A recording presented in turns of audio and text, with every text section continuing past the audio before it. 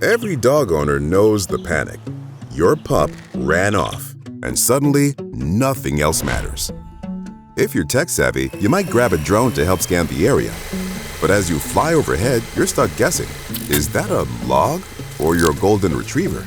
Most drones can only show you what the camera sees. Some use object detection for help, but only for things like cars or people.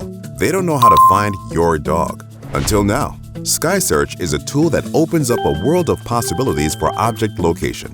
Built by a team of UChicago students in the MS in Applied Data Science program, this Capstone Project uses zero-shot learning and a multimodal large language model, letting drones understand natural language commands like find a golden retriever with a red collar.